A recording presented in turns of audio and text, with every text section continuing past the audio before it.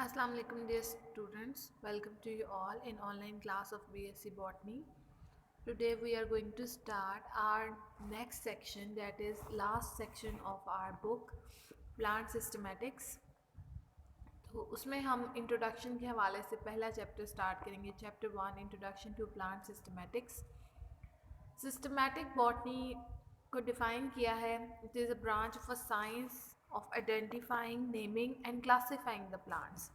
Actually, it is a broad branch of biology in which we identify the plants by their naming और हम उन्हें नाम देते हैं, उनके साइंटिफिक नेम्स, उनको आइडेंटिफाई करते हुए कि वो किस क्लास से बिलोंग करे, कौन सी फैमिली से हैं, उनकी क्लासिफिकेशन करते हैं। तो ये पूरी जो सिस्टमैटिक्स, ये पूरी जो ब्रांच है उसे हम सिस्टमैटिक बॉटनी कहते हैं। बेसिकली सिस्टमैटिक्स जो है वो बहुत ज़्यादा इम्पॉर्टेंट है। एक तो इसके थ्रू आप किसी भी प्लांट को आइडेंटिफाई कर सकते हो। नंबर 2, इसके ज़रिए से आप जो है वो सिमिलैरिटीज़ फाइंड आउट करते हैं, डिफरेंसेस फाइंड आउट करते हैं डिफरेंट ऑर्गेनिजम्स के दरमियान में कि क्या सिमिलैरिटीज़ हैं, क्या डिफरेंसेस हैं। फिर उसी की बेस पर जो है वो हेल्प मिलती है हमें उसे क्लासीफाई करने में। ठीक है, तो इसी तरह से एक जो सिस्टमैटिक से क्लोजली लिंक टर्म है, that is taxonomy. Taxonomy is actually derive from a Greek word Texas, that mean arrangements, and nomos mean law और रूल। यानी इसका मतलब हुआ कि लॉफुल अरेंजमेंट है या अरेंजमेंट है ऑर्गेनिज्म की बाय रूल्स। ठीक है, तो वो टेक्सोनमी कहलाती है।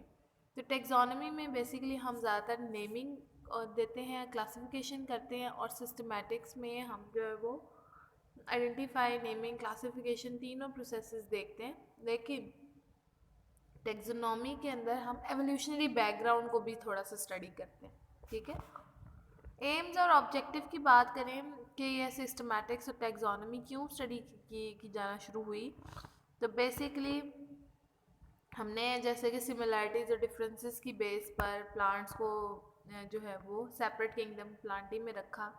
फिर उनमें भी आगे बहुत सारी सिमिलैरिटीज़ और डिफरेंसेस हुए, जिसकी बेस पर क्लासिफिकेशन स्टार्ट हुई उन प्लांट्स की। जो सिमिलर थे उन्हें एक ग्रुप में, एक क्लास में रखा गया, एक फैमिली में। जो डिफरेंट थे उन्हें सेपरेट रखा गया। तो प्लांट टेक्सोनमिस्ट जो है उसका बेसिक मकसद ये है कि वो प्लांट्स को आइडेंटिफाई कर सके, उसको साइंटिफिक नेम दे सके जो नॉमेनक्लेचर के रूल्स के मुताबिक हो, और उनकी क्लासिफिकेशन की जा सके ताकि उन्हें साइंटिफिक मैनर में आसानी से स्टडी किया जा सके। ठीक है, तो बेसिक एम ये था टेक्सोनमी को स्टडी करने के लिए। फिर प्लांट टेक्सोनमी का एक और एम भी है, that is to providing a convenient method for classification and identification and communications। ठीक है, यानी कि लोकल एरियाज में जो बहुत सारे प्लांट्स होते हैं, लोकल लोगों से कम्युनिकेट करते हुए उन प्लांट्स के को आइडेंटिफाई किया जाए और उसके लिए फिर कन्वीनियंट मेथड प्रोवाइड किया जाए।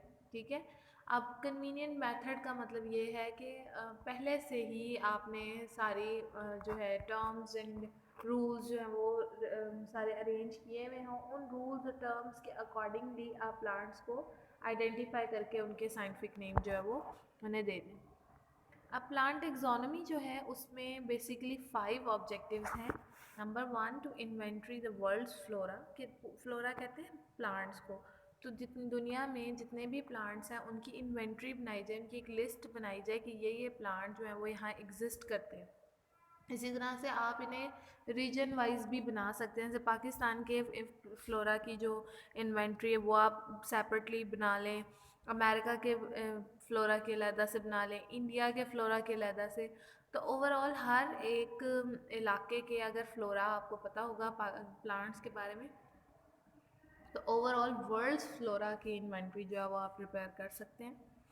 फिर इसके अलावा हम मेथड प्रोवाइड करें ताकि आइडेंटिफिकेशन की जा सके, प्लांट्स की कम्युनिकेशन हो सके। फिर नंबर 3 जो है वो प्रोड्यूस किया जाए एक यूनिवर्सल सिस्टम ऑफ क्लासिफिकेशन जो सबके लिए सेम हो, किसी भी रीजन में जहाँ भी प्लांट्स एग्जिस्ट करते हैं उन पर वही सिस्टम जो है वो एप्लीकेबल हो। To demonstrate at the evolutionary implication, taxonomy में मैंने आपको बताया हम एवोल्यूशनरी बैकग्राउंड ज़रूर स्टडी करते हैं कि इन प्लांट्स का पिछले ग्रुप के प्लांट से एवोल्यूशन के हवाले से क्या डिफरेंस है, क्या सिमिलैरिटीज़ है, क्या रिजेम्बलेंस है, वो सब चेक किया जाता है, इनका रिलेशन। फिर to provide a single latent scientific name, ठीक है, साइंटिफिक नेम दिया जाए प्लांट को एक ही, जो चाहे उसके साइंटिस्ट के नेम की बेस पर हो, चाहे उस जगह के नेम की बेस पर हो जहाँ से उसे फर्स्ट टाइम आइडेंटिफाई किया गया, या उसके किसी करेक्टरिस्टिक्स की बेस पर हो, लेकिन लैटिन वर्ड में ही नाम दिया जाए, लैटिन लैंग्वेज में, क्योंकि ये डेड लैंग्वेज है, इसमें चेंजेस के चांसेस जो हैं वो नहीं होते, ठीक है। तो हाँ, इसमें एक और बात भी है कि जो प्लांट्स की नेमिंग की जाए वो हर किस्म के प्लांट की कीजिए, चाहे वो एक्सटिंक्ट हो चुका है या वो अभी भी प्रेजेंट है, हर किस्म के प्लांट को जो है वो साइंटिफिक नेम दिए जाए। फिर इसमें क्लासिफिकेशन की बात करते हैं, तो क्लासिफिकेशन एक्चुअली प्लांट अरेंजमेंट ही है जो कि डिफरेंट ग्रुप्स में होती हैं और उनके सेम करेक्टरिस्टिक फीचर्स होते हैं, उन्हें हम एक सिस्टम में अरेंज कर देते हैं।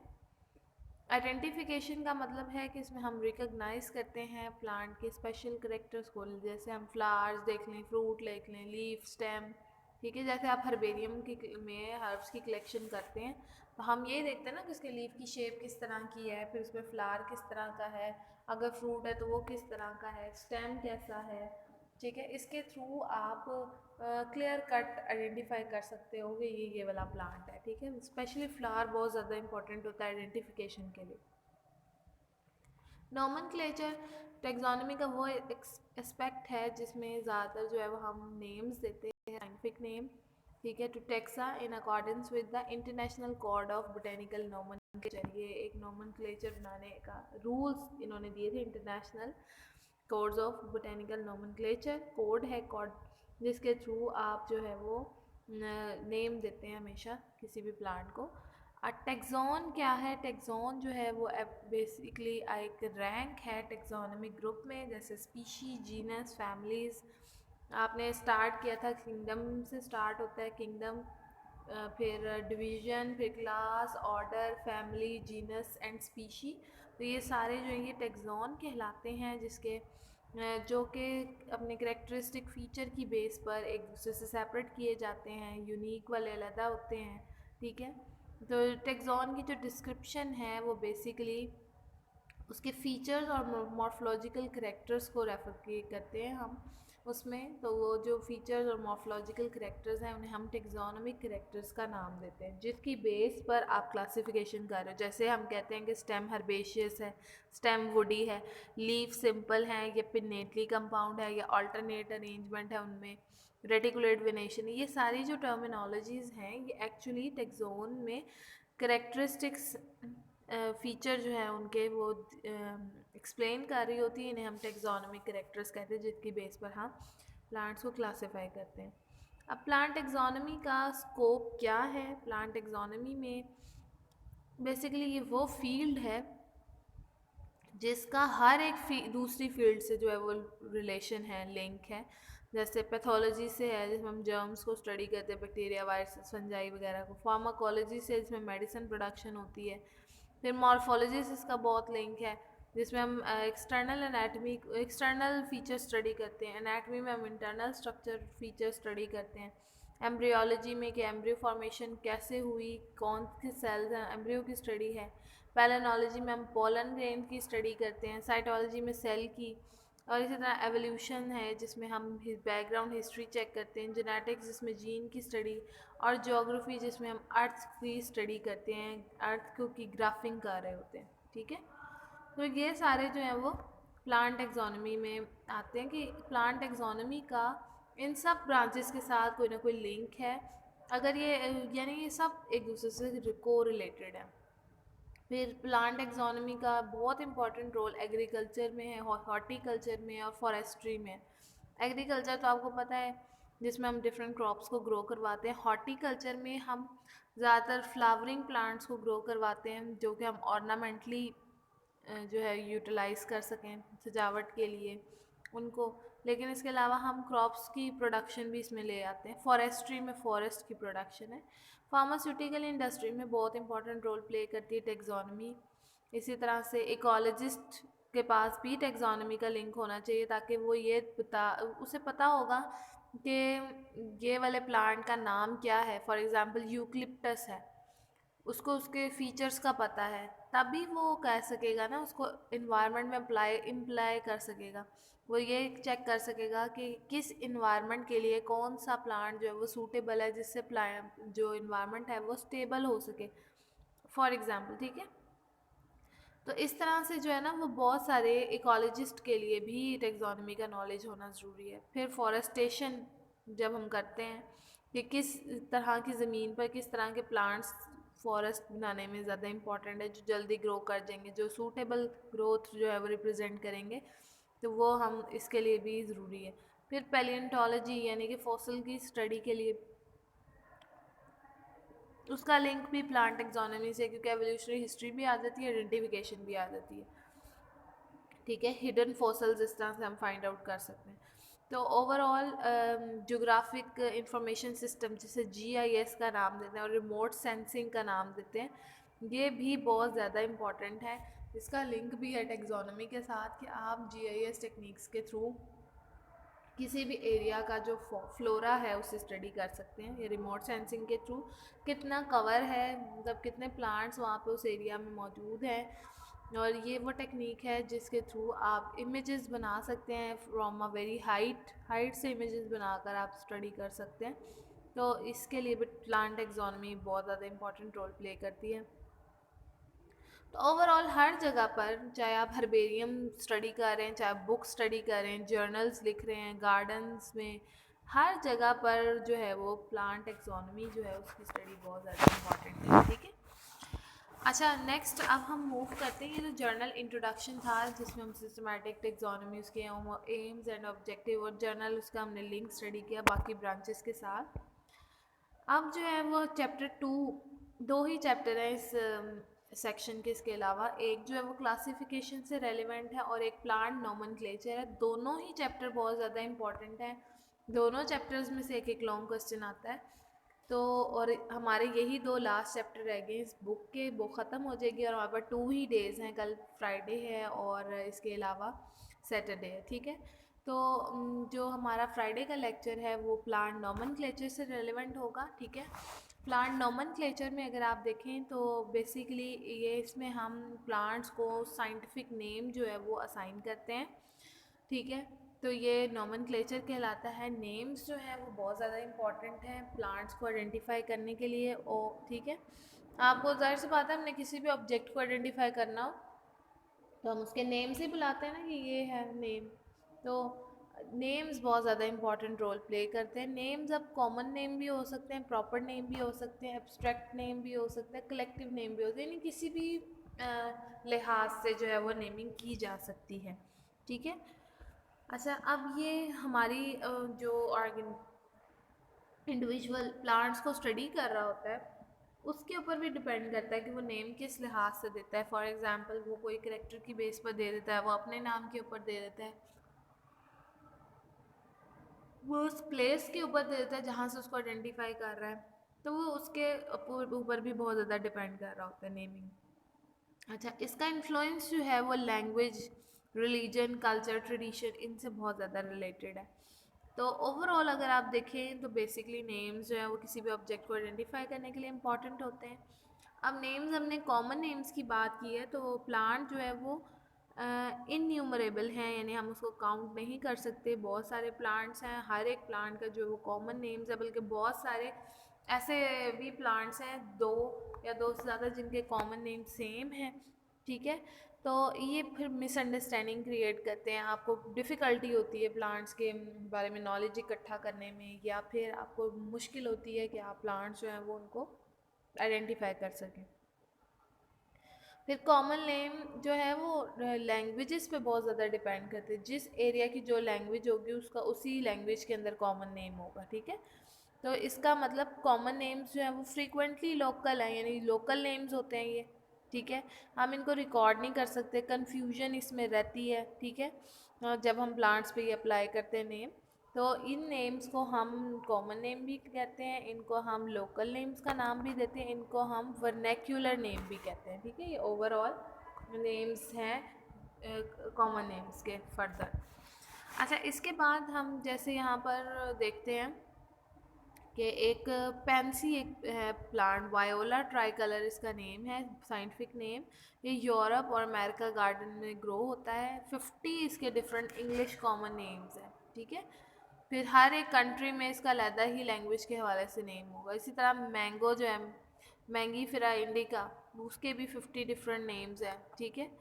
वो फिर कॉमन नेम्स इसका मतलब उनकी जो यूजेज है या जो उनकी through out the world distribution है, ओवरऑल सबको ही ओवरऑल इफेक्ट कर रही होती है, ठीक है।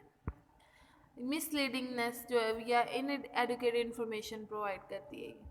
तो इसका डिसएडवांटेज क्या है? नंबर वन, बॉटनिस्ट जो है वो प्रेफर करते हैं हमेशा latinize scientific name, Latin language में नेम हो as compare to common names, क्योंकि उसकी वजह से बहुत सारी प्रॉब्लम्स होती हैं। जैसे number one, common name universal नहीं होते। हर एक लैंग्वेज का अपना एक कॉमन नेम है वर्ल्ड वाइडली, बल्कि एक रीजन में भी ये सेम अप्लाई नहीं होते। जैसे पाकिस्तान में हाइबिस्कस एस्कुलेंटस यानी भिंडी जो है कहा जाता है उसको, जबकि इंग्लैंड में उसको लेडी फिंगर कहते हैं, ठीक है। इस तरह और हर एरिया में इसके डिफरेंट नेम्स होंगे।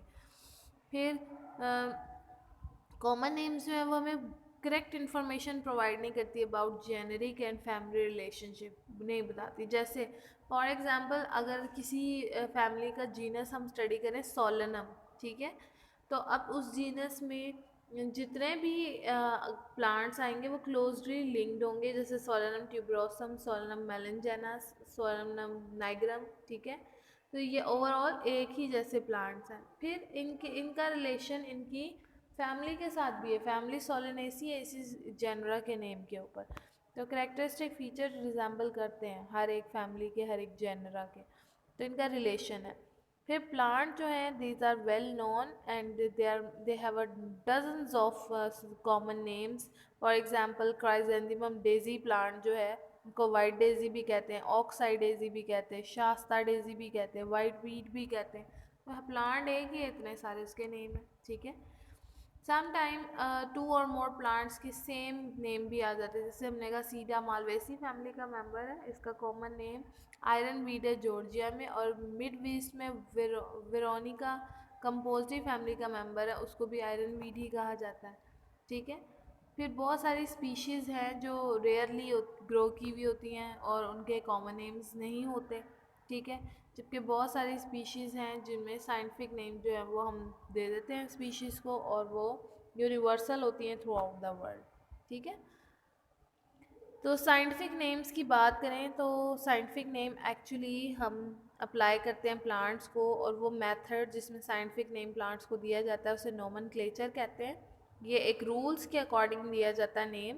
तो ये रूल्स किसने दिए थे? इंटरनेशनल बोटेनिकल कांग्रेस ने सबसे पहले ये अडॉप्ट किया था कि साइंटिफिक नेम दिए जाने चाहिए। बॉटनिस्ट ने फिर जो है वो क्लासिफाई किया प्लांट्स को, ठीक है।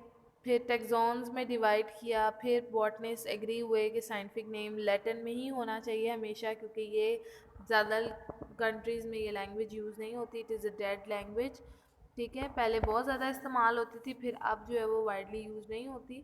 हाँ, क्योंकि पहले बहुत ज़्यादा ये इस्तेमाल होती रही है यूरोपियन कंट्री में, इसलिए इसमें लिटरेचर बहुत ज़्यादा अवेलेबल है, तो इसमें जो है वो साइंटिफिक नेम दिए जा सकते हैं, ठीक है। लेकिन चेंजेस के चांसेस कम है। लैटिन नेम जो है वो फिर कॉमन नेम्स से ही लिया जाता है, ठीक है, जो कि डिफरेंट कंट्रीज़ में यूज़ हो रहा था, जैसे रोम वगैरह में। फिर एक सिंगल नेम जो है वो हम इसमें देते हैं, जो कि आगे फर्दर डिपेंड कर रहा होता है उसके करेक्टरिस्टिक फीचर्स के ऊपर, या फिर प्लेस, या फिर साइंटिस्ट नेम के ऊपर। अच्छा, इसके अलावा जो है अगर समटाइम नेम्स जो है वो 3 या 3 से ज़्यादा वर्ड से मिलकर बना हो तो हम इसे पोलिनोमियल का नाम देते हैं। जैसे सेलेक्स, पिटमिला, ऑगस्टिफोलिया, ये 3 नेम है, 3 वर्ड्स हैं। विलो का साइंटिफिक नेम है ये, ठीक है। फिर 1753 में लीनियस ने जो है वो बेसिकली बाइनोमियल नोमेनक्लेचर का रूल दिया था। अपनी बुक थी उसकी स्पीशीज प्लांटेरम, जिसमें उसने कहा कि बाइनोमियल नोमेनक्लेचर के अकॉर्डिंगली 2 नेम्स जो हैं वो दिए जाएं प्लांट्स को, एक जेनरिक नेम हो और एक स्पीशी नेम हो, जिसे स्पेसिफिक नेम भी कहते हैं। और ये लैटिन में ही होने चाहिए, ठीक है। तो ये जो टू नेम्स वाला फिर कॉन्सेप्ट था ये माना गया वर्ल्ड वाइडली और अभी भी जो है ये यही एप्लीकेबल है, ठीक है। अब साइंटिफिक नेम की कंपोजिशन क्या है, जीनस नेम है और स्पेसिफिक एपिथेट है, दोनों बाइनोमियल नोमेनक्लेचर में दिए जाते हैं, ठीक है। कंप्लीट साइंटिफिक नेम जैसे white oak, quercus alba, quercus उसमें जीनस है, एल्बा जो है उसमें स्पीशी नेम है, ठीक है। स्पेसिफिक एपिथेट, और एल जो आगे लिखा है एल का मतलब है कि ये लीनियस ने दिया था इसको नेम, तो ये लीनियस के नाम पर है, ठीक है। वो साइटेशन दे दी जाती है, इसे ऑथर साइटेशन कहते हैं कि जिस ऑथर ने ये नेम दिया है उसके नाम का पहला वर्ड जो है वो लिख दिया जाता है। जेनरिक नेम की बात करें तो जेनरिक नेम सिंगल नेम होता है, लैटिनाइज्ड है, नाउन और वर्ड कोई भी हो सकता है जो नाउन के तौर पर हम ट्रीट करते हैं, हमेशा एक कैपिटल लेटर से स्टार्ट होता है, लिखते हैं हम कैपिटल लेटर में है, ठीक है। और अगर बार बार ये जेनरिक नेम यूज़ हो रहा हो एक पैराग्राफ के अंदर तो हम पहली बार उसको फुल नेम लिखेंगे, बाद में हम जेनरिक नेम को शॉर्ट करके ब्रीफ करके एब्रीविएट कर देंगे। जैसे कर्कस के लिए हम क्यू का वर्ड यूज़ करेंगे और आगे डॉट लगा देंगे कि ये वही चला रहा है कर्कस एल्बा, बार बार लिखने की फिर ज़रूरत नहीं होती कर्कस को, ठीक है। फिर बहुत सारे हैं इसके अलावा नेम्स जिनमें दो वर्ड्स इकट्ठे जुड़े होते हैं, यानी दो वर्ड्स होते हैं जेनरिक नेम में, फिर हम क्या करते हैं वहाँ बीच में हाइफन लगा देते हैं, ठीक है। जेनरिक नेम अब मैंने आपको बता दिया था पहले ही कि ये पर्सन की नेम के ऊपर भी हो सकता है जिसने उससे आइडेंटिफाई किया है, ये प्लेस की बेस पर भी हो सकता है। तो जैसे अगर हमने जेनरा दिया है लीनिया, तो लीनिया का मतलब है कि लीनियस ने इसको फर्स्ट टाइम जो है वो आइडेंटिफाई किया था, ठीक है। स्पेसिफिक एपिथेट की बात करें तो स्पेसिफिक एपिथेट जो है एक्चुअली ये डिस्टिंग्विशिंग फीचर बता रहा होता है स्पीशीज़ के बारे में, ठीक है। और ये भी इस तरह किसी पर्सन के ऑनर में या फिर कॉमन नेम से डिराइव करते हुए जो है वो रख दिया जाता है।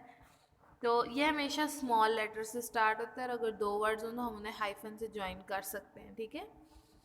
अच्छा, ऑथर साइटेशन की बात करें तो वो पर्सन जो कि इंडिकेट कर रहा है इस प्लांट को, जिसने स्टडी किया है, जिसने हिस्टोरिकल इन्फॉर्मेशन जो है वो सारी कलेक्ट किया प्लांट के बारे में, तो वो हम उसका नेम लिख देते हैं, ऑथर साइटेशन होती है वो।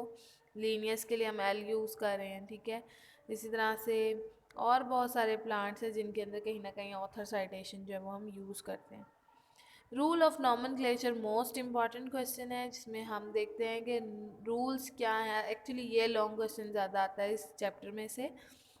तो हम देखते हैं कि बेसिकली प्लांट्स का नंबर इंक्रीज जैसे से हो रहा है और होता जाता है, तो बॉटनिस्ट जो हैं वो ऑटोमेटिकली नॉमेनक्लेचर के ऊपर की तरफ मूव हुए कि हर प्लांट को जो है वो साइंटिफिक नेम दिया जाना चाहिए, ठीक है। तो ये लीनियस ने प्रपोज किया 1737 में और अगेन इन 1751 में।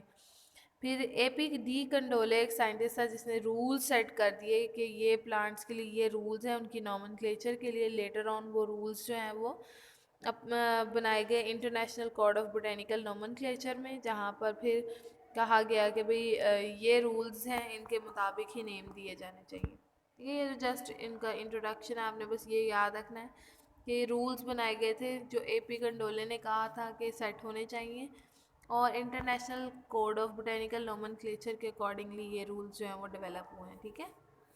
अब इसमें जो पहला जो बेसिकली रूल्स हैं नोमेनक्लेचर में उसमें 6 प्रिंसिपल्स हैं, 75 रूल्स हैं और 57 रिकमेंडेशंस हैं, ठीक है। तो ये रूल्स फिर हम जो है वो इंशाल्लाह स्टडी करेंगे बाद में कल। तो इसको आपने अच्छे तरीके से यहाँ तक कर लेना है। इसमें नॉमेनक्लेचर और टैक्सोनॉमी सिस्टमेटिक्स ये सारी चीज़ें इंपॉर्टेंट हैं। Thank you so much.